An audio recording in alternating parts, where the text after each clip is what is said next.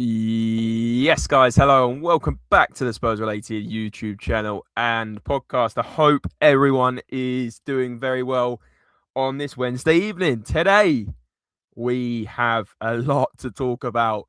Obviously, as you can see by the title of the video, and if you haven't seen the news, Thomas Frank has been sacked as Tottenham Hotspur manager. We are currently managerless and we are currently sitting in 16th place in the Premier League. We're going to bring you all the latest, all the updates, all the rumours to do with who's going to replace Thomas Frank. And of course, I am joined alongside, it's not anymore. It's not Thomas Frank's AI son. We have to give Frank Thomas a new nickname. I feel like your name is just, it was so perfect for this sort of era of Tottenham, Frank, but I'm going to have to think of a new nickname. I haven't got one yet, guys. Let me know if you've got a comment for Frank as his name. Oh, I mean, you've had a few comparisons, but anyway, enough waffling from me, mate. How are you doing? How are you feeling about the news?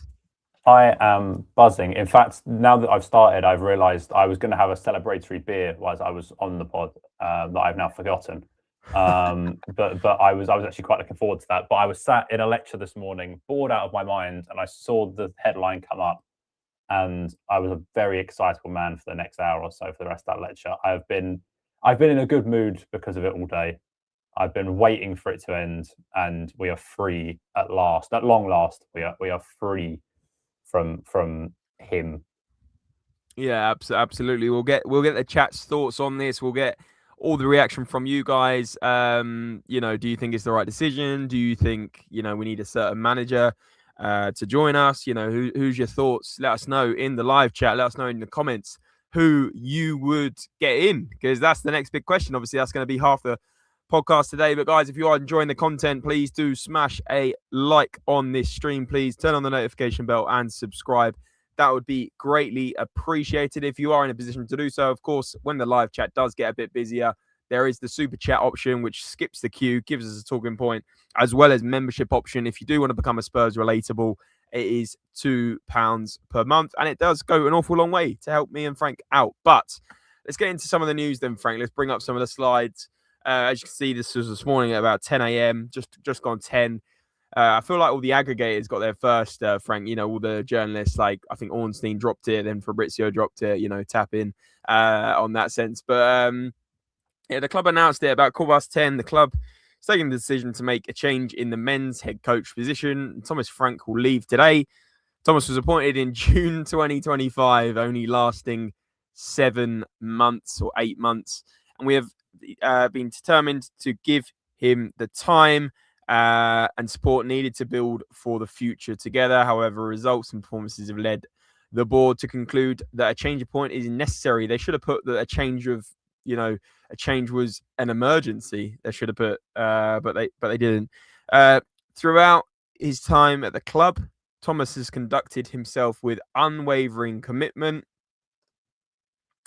Got to ask a few questions on that one. Giving everything in his efforts to move the club forward. We would like to thank him for his contribution and wish him every success in the future. I mean, just very quickly, I don't really want to talk too much about what Thomas Frank's next job is, to be honest with you. I don't care. But, I mean, does this put a bit of a damage, Frank, on his reputation as a manager, considering Brentford are currently sitting in the top 10 of the Premier League and they've lost some of their key players? People were thinking Brentford are definitely going down this season. And in fact, they're probably the opposite. It's one of their better seasons for a while. Does this put some taint with that, and the fact that his tenure at Tottenham was terrible? Does that put some taint on his name a little bit? I don't think so. My hunch is he'll probably end up at Palace in the summer.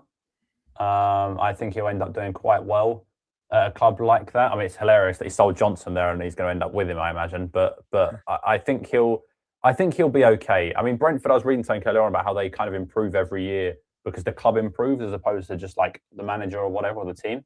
And it was quite interesting. So it kind of almost regardless of who the manager is. And so I don't think if you're finding a new manager, people will read too much into that. And I think in regards to us, I just think a bit like Nuno, how he's done well at Wolves, he's doing well at West Ham now and whatever, that I just think sometimes managers don't suit bigger clubs, as Graham Potter didn't really at Chelsea and whatever. I just think certain managers don't suit bigger clubs. And I think he was one of them ultimately. Do you think that, obviously we've got a bit about like losing the dressing room in a minute, do you think he lost a bit of the dressing room because he's a little bit of a younger manager. Hasn't quite got the the aura, if you like a Mourinho or a Conte hasn't really. He's managed Brentford, so maybe some of the players don't see him as that big name as well. I feel like maybe that's a reason why. You said about he's not suited a bigger club. Like maybe he just couldn't get the players on board. When you're at Brentford, you have a squad of players that are of 25. You might have 5 or 6 internationals. When you come to Tottenham, you've got a squad of 25, and probably 22, 23 of those are pushing to be in their national team or are in their national team. And so there comes their own agendas, and their own egos are driven by that. And so you have to be the right person to manage them. I amazingly think that Ange was actually a big club manager. Granted, at times it didn't work, but I think he had something about him that made you buy into him. And I think you need that. I think there's a personality, you need that. And I think he was at Celtic and he'd managed that sort of pressure before. And I think he could do it. I just don't think Frank was cut out for it. Maybe in 5-10 years' time, it'll be a different story and he might end up getting another job and whatever. But I'm not sure Frank was cut out for that pressure of being a big club. When you're at Brentford, if you lose 2 or 3 games on the bounce to Fulham and Bournemouth or whatever, it doesn't matter. It doesn't matter because you stay in the league and it's a success. You do it at Tottenham and you're attacked instantly. And so I don't think he was able to make that step up as quickly as he needed to in order to survive. I think you're spot on. I think, in an ideal situation, we'd be like mid-table and you go like, let's give him a bit more time. Let's see if he can improve, the team. But there was nothing to hang on to. There was like that first half yesterday. I think that was the worst it's even been. Like yesterday, first half, I'm pretty sure we didn't have a shot. I'm pretty sure Newcastle should have been about 3-0 up. And it was just like, I don't know how it was only 1-0 at half time. Obviously, it was nearly 0-0, but then they scored right at the end of the half. We got a lot to get through, guys. Make sure you're putting your comments in, your thoughts on the Thomas Frank departure. But this is according to, as per Squawka, the stats. Thomas Frank recorded just 1.12 points per game in the Premier League, the lowest points per game return on record among all Spurs managers to oversee 5+ matches in the competition. I mean, that's crazy, Frank. That is a crazy, crazy stat. 1.12 points, the lowest per game on record amongst all Spurs managers. Like we've had some bad managers over the years. Like obviously, that's just nuts. How many games did Nuno have? Was it over 5? I saw a stat. Yeah, Nuno had 10, I think. I saw a stat last night that said Nuno has more home wins than Frank at Spurs. And that was, I think he won 3 and Frank won 2 in the league, that is, which is just insane. Given that he was sacked by Halloween, I think, Nuno, or on Halloween. And Frank's made it to the middle of Feb. I mean, I genuinely think they wanted to keep him till the end of the season if we weren't in a position where we're literally at emergency state. But we're at emergency state. It's like we literally cannot afford to even risk keeping him on. My question I've had all day is like, who we get now? Obviously, we're coming to that, but whoever we get, does it improve? Because I'm super concerned about relegation, Frank. We made a video a couple of months ago and people were saying stop overreacting. Tottenham are 5 points away from the relegation zone, with West Ham having a much, much, much better form than us. I mean, it's really concerning, Frank. It is. I mean, ultimately, Wolves and Burnley are going down. So between us, Leeds, Forest, West Ham, even Brighton now, who aren't winning many games, I don't know what the score is of their game currently, but I know they're playing away at Villa. Ultimately, we have to not be worse than... We have to be better than... we can't be the worst one. Sorry, they're drawing 0-0 at Villa. That's why I checked that. But we are the worst one out of those at the moment. I genuinely think we are. We have been, and ultimately, I think if we kept Frank, we probably would be in a real problem. I saw. We'll get on to Harry Redknapp and that sort of argument in a minute.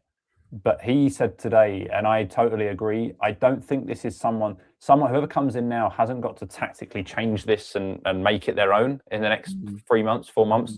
You come in, you put your arm around some of them, you boost them with a bit of confidence, you make them run a bit, and you make them have some fun, and they will stay up because they've got good enough players to do so.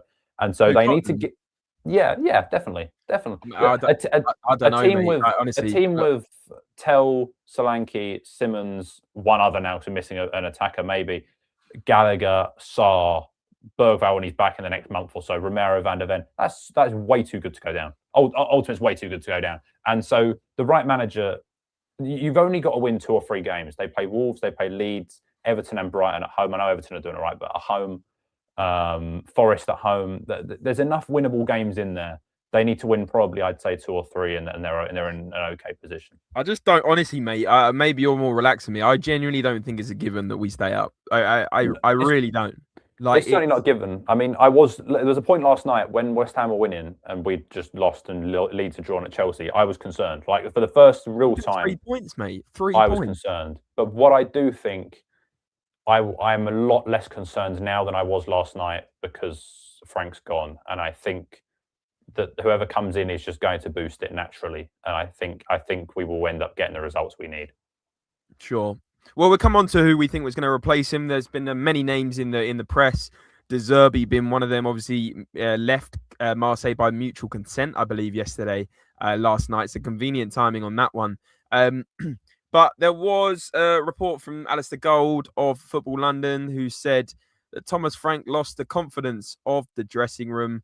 He put his faith in the small core leadership group of players. Some of those outside that main group would go days without getting barely a word from him on an individual basis, and few knew where they stood with him. This doesn't surprise me at all, Frank. This really doesn't surprise me. I feel like we know he lost a lot of the dressing room. There's a bit about the Christian Romero relationship as well in a minute, but does this just speak volumes with Alistair Gold being so close to the club?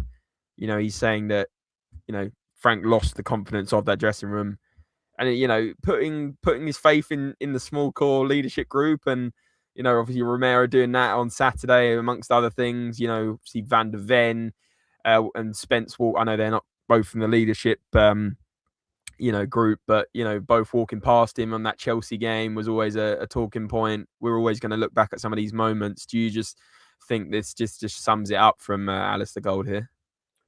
Yeah, I think so. I mean, there's another one. I don't know if we've got it in here or not, but there was a quote from, I think it was Jay Harris at The Athletic, who said that basically by the end, after we lost to Arsenal in November, I should say, I think it was the 25th of November or something. By the time we lost that game, Frank lectured them after the game and about being their standards are dropping. And the next day, like quite a few of the players and Romero were late. I imagine purposely. No, it's not. I don't think I've got it in here because it came out about 2 minutes before we went live. But yeah, he basically didn't have the control of any of them, it seems, which makes it so amazing it's been allowed to carry on this long. Because if all this has been going on behind the scenes, someone should have known this. That's the bit that concerns me more than anything, is the fact that we've allowed it to carry on this long, and all this has come out today, and it's just like it's normal, and it's really not. Yeah, absolutely. Matt Law says one source said Frank was constantly going on the players about Arsenal, and they quickly got sick of it. So clearly making Arsenal an example. Apparently, before and after the game at the Emirates, he was telling them how good Arsenal were. The feeling among some was very much just shut up about Arsenal. You couldn't make this. Some of this has got to be like, those meme accounts on Twitter where it's like, they're almost taking the mickey out of stuff that's, like Tottenham Tees, like the fake account. Some of it just seems like that. It just doesn't even seem real, but like you can also imagine, like, I mean, the guy walked out with an Arsenal cup. I know, like some people say you got to cut him some slack on that, but this doesn't look great, does it? No, it doesn't. And ultimately, I kind of get. I'm not sympathising with him. I kind of get the point in terms of occasionally mentioning it and going, if you maybe we stick with this and whatever, that's where we can be, because they are quite a good blueprint at the moment. Arsenal was, they haven't won anything, to prove like one, how the game is changing in terms of a lot of their goals are scored in set pieces, and they're not the most free flowing side, but they're solid, and they've been on a journey with Arteta, and so I can understand it if it's mentioned in small, very small doses. that if you're listing teams and you go, we want to be on par with these guys, fine. But he did seem to just talk about them all of the time, and it was really bizarre. I still don't really know why he did so often. And that's one of the big things that I'm quite pleased about him going, actually, is that hopefully that's just going to, I mean, I say hopefully, it's done in terms of him just having to listen to our manager talk about how great Arsenal are. On the topic of Arsenal, by the way, City are 2-0 up against Fulham, which means they're only 3 points behind Arsenal. I've also just seen Palace are winning as well, which isn't good. 12th. Palace are beating Burnley, which is that's not good, right? No, that leaves them 6 points above us, I think. Semenyo scored again. Anyway, back to Spurs. Social media pictures poking fun at Frank and portraying him as an obsessive Arsenal fan were not just shared among Spurs fans, but also members of the Tottenham staff and players. What's this all about? I just think the players were also taking the mick out of him. Apparently he was getting sent around or whatever.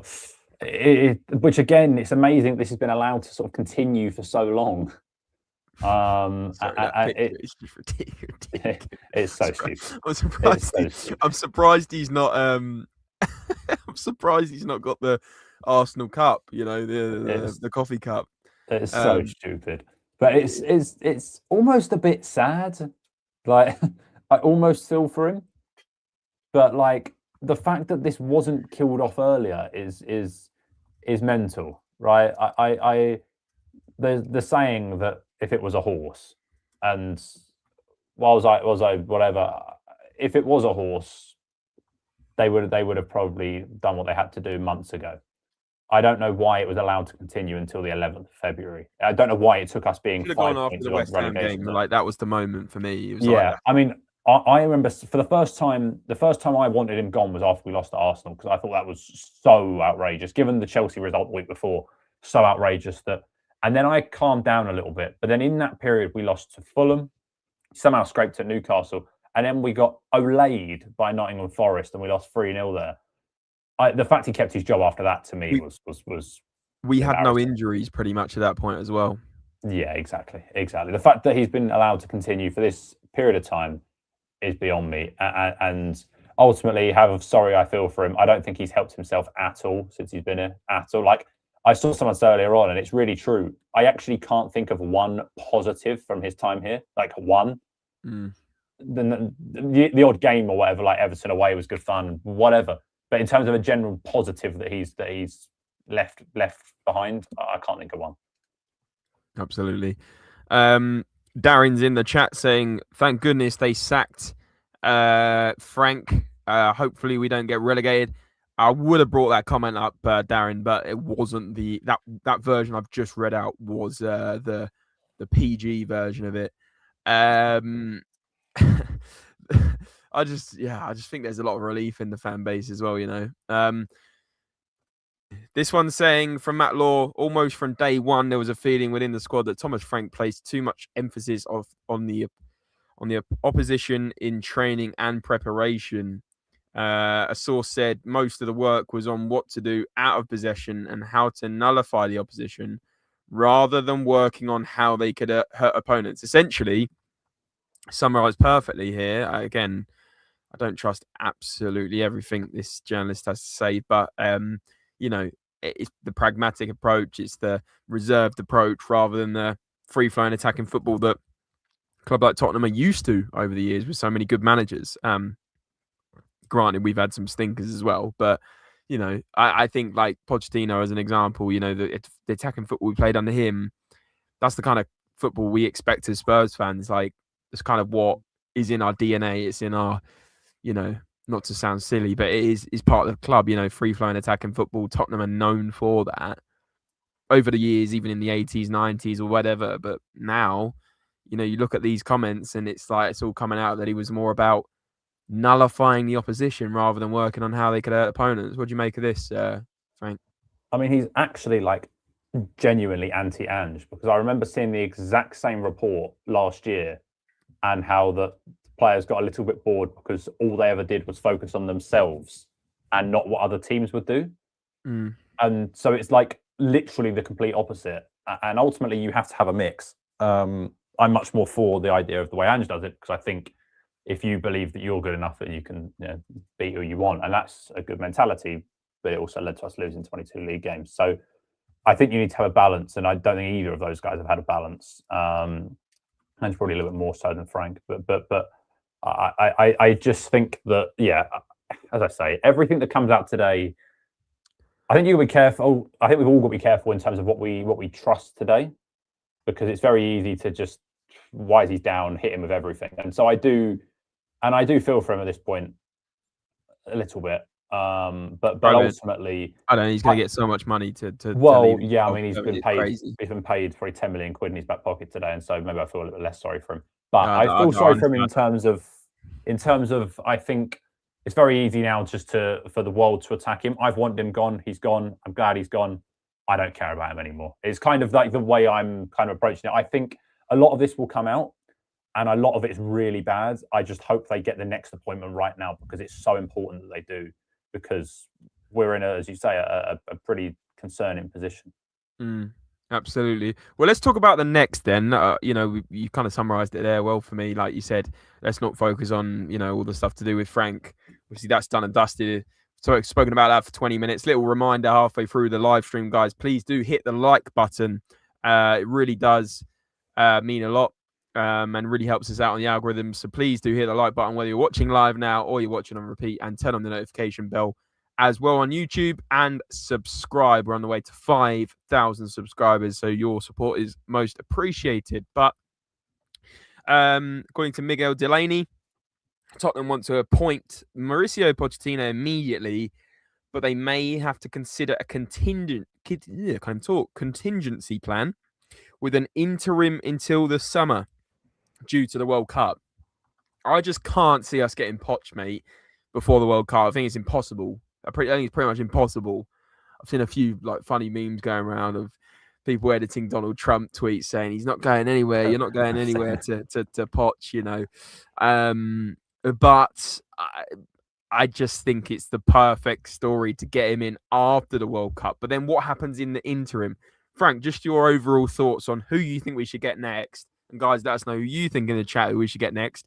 Maybe give me a 1 in the chat if you think we should wait for Pochettino, or give me a 2 in the chat if you think we should get De Zerbi or someone else. Let me know in the live chat. But Frank, what do you think? I saw Ben Bowman tweeting out today, and he made quite an interesting point. He said, I wonder if there's an argument to maybe see if you can... what I think is going to happen, and kind of linking to that point, and I'll come back to in a second actually, is I think that Heitinga will be given the job until the end of the season. And I think they will announce Pochettino in the next couple of weeks for after the World Cup. You think? Yeah, I think I said this a couple of weeks ago, because it's the season ticket renewals in March. And so they're going to have... The news story will be out there by March time, because they will want people renewing their tickets. And right now, no one's going to want to, because we're crap.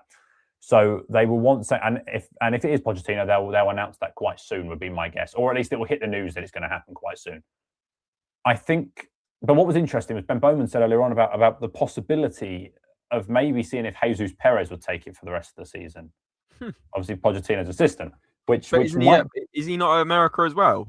He is, but how needed can an assistant manager be ahead of the World Cup? I don't know. I don't know how important his role is. I don't think so. I don't think so.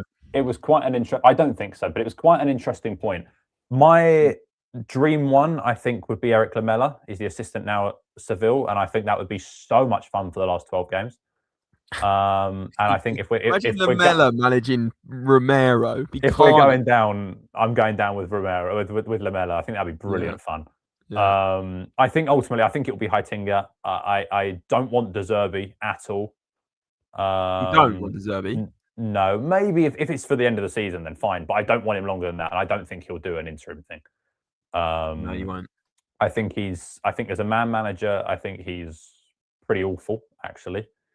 I think did all right with Brighton, though. He did all right with Brighton. Yeah, he was decent. He was tactically, he plays decent football, and I quite like that.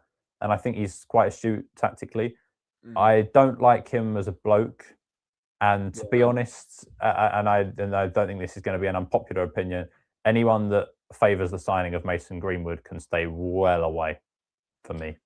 Yeah, I've talked to a few people today, and they said very much the same things. With De Zerbi, I feel like he's not a yes man. He's not a puppet. He will not, you know, Agreed. what the Tottenham board would love to do is appoint a manager that just goes with what they want, and that's what Thomas Frank was, right? But yeah, De Zerbi is not. De Zerbi's got more Conte in him than Thomas Frank. You know, he's going to kick up a fuss if he doesn't get backed. He's going to say it how it is. I believe he really would do that, and I don't think Spurs want another manager like that. I really don't think they do. So that's my thoughts on that. The other one, Harry Redknapp was asked. I think this was today. He said, "Of course, I would want the Tottenham job. Could I do it? Of course I could. They've got my number. If anyone wants to ring me, they know where I am." You fancy 78-year-old Harry Redknapp till the end of the season, mate? Would you take him? Yes. I think I put on my Instagram story, I'm not sure if you saw this earlier on, I put on my Instagram story that all will be forgiven with this board if they hired him for the rest of the season. And maybe that's a bit of a stretch, but I'd be because I was a little bit too young to appreciate to know him the first time. I think I want to see a stint with him now. I just think it'd be good fun. It would be class, but I would worry for his health. Yeah, I mean, 78 years old managing Tottenham. But then I guess I don't think that it will have no pressure on him. He'll keep us up. We'll win a couple just because he'll tell him to, and they will, because that's the kind of bloke I think he is. I don't tactically. I think he'll be well away from the level that you need to be now. But I do think it'd be good. I saw links to what's his face, Tim Sherwood today as well, which is slightly less exciting. I mean again, a bit of fun, but sure, yeah, just get Jamie O'Hara as well. Like what? Yeah, bring them all in. Dear guys, let us know. One's in the chat if you take Harry Redknapp. Two if you wouldn't. For me, I just don't think that's right. I think you said it there. Like his tactics are out of date now. They've kind of passed their sell-by date. I love Harry Redknapp. I think he's a great guy. I think he's probably saying a bit tongue in cheek as well. I really don't think that one's gonna happen. Sorry, do you reckon he'd use like Solanke and Simmons as a strike force? He's Crouch and Defoe. He must do. Like, he'd have Simmons as their number 9. Defoe, but yeah, Simmons. Yeah, brilliant. Right. De Zerbi and Poch are on Tottenham's shortlist to replace Thomas Frank, according to Matt Law. A lot of Matt Law tonight. The early expectation from insiders is that Spurs will most likely try to appoint an external candidate to replace Thomas Frank, as opposed to naming someone on his staff interim manager. And it remains to be seen whether the club make a permanent appointment or ask somebody to take the team until the end of the season. Is it just me, or is that completely contradicting itself? I don't know. What do you reckon is going to happen? I think what the point is he's saying that they don't know if it's going to be a permanent thing now or an interim, but what he does think is going to be someone external. So it's not going to be Heitinga, is what he thinks. I think it will be Heitinga. I'll be quite surprised if it's not Heitinga. The only thing I would say is I saw that they've given the players until Monday off. I think that was according to the Telegraph. So I read that they want their manager, whoever it's going to be, sorted by Monday, which is interesting because if it was Heitinga or someone internal, I feel like you'd get that done quicker than 5 days' time. So I would suspect that means they go. I don't know what they're doing. I'm not sure what the plan is. I've read Robbie Keane as an interim. I don't know why he'd come to us as an interim. It'd be cool. He's doing well, isn't he, at Ferencvaros? He is, but I don't know why he'd come to us as an interim. Sure. I don't think that would work. As in, if he was promised a job, fine, but I don't think he was coming. He'd come to us as an interim. So I don't know. I'm a little bit unsure, but we will see. I just hope they get it right. Is my only kind of concern. Yeah, Ferencvaros, they're top of the Hungarian league. They're doing quite well. But yeah, he probably wants to take him to. I think that would be their first title under him. Could be wrong. Yeah, I think so. But yeah, he probably wants to win that. He won a trophy in Greece, didn't he, or somewhere like that? Yeah, he did all right. I can't remember where it was, but he did quite well beforehand. Cyprus? Was it Cyprus? It was one of those teams, wasn't it? Yeah, I think it was Cyprus. I think it was. I feel like he managed Um, somewhere and got a. Oh, sorry, it wasn't. It was Tel Aviv. that was it. There you go. Tel Aviv. I'm Anyway, wrong. what we got up next? We have got, yes, privately, Thomas Frank held reservations about Christian Romero's leadership qualities, according to Jay Harris. What'd you make of this, mate? Do you believe that? Do you think he very much, backed Romero? I feel like Romero did not rate Thomas Frank as a manager at all. That's my general feeling. I feel like the whole thing about the dressing room, Christian Romero would have been one of the first to turn on him, in my opinion, which is a big problem as the captain. Do you agree or not?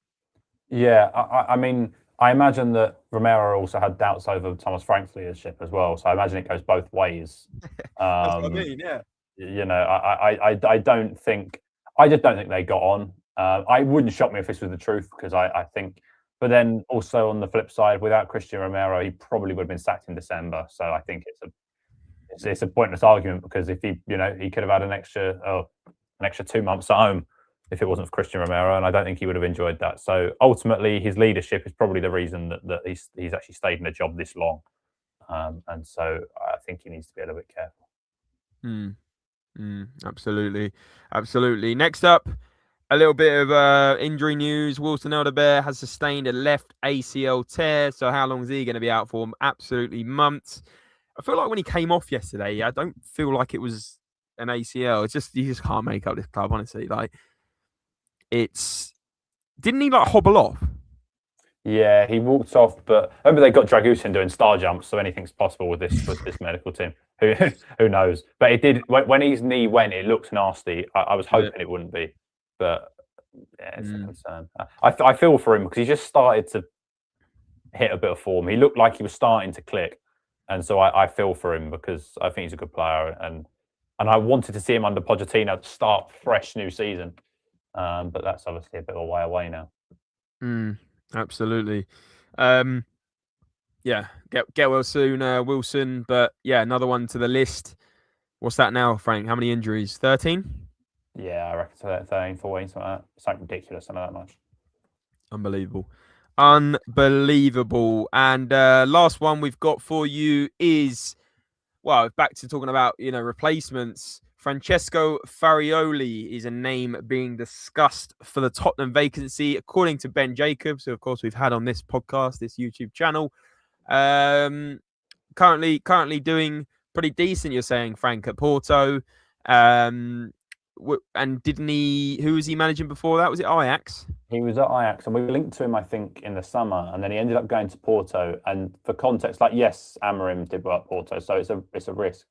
But for context, they've played 21 games in the league. They're top of the league. They've played 21 games this season in the league. They've won 18. They've drawn 2. They've lost 1. They've conceded just 7, and they average 2 goals. They average 2 goals a game. They've got a plus 35 goal difference, and they're 4 points clear at the top of the league. I think they bottled it the other night though, or I'm pretty sure they were 1-0 up, and then Sporting scored at the end of the game. Yeah, 90 plus 10. Yeah, so without that, they would have been even further ahead. And so they also finished 5th in the Europa League. So I think he's doing quite a good job. I think he's quite highly regarded. But I'd maybe like to see him do another job, a Palace level job first, and then we can think about him, I think. Yeah, absolutely.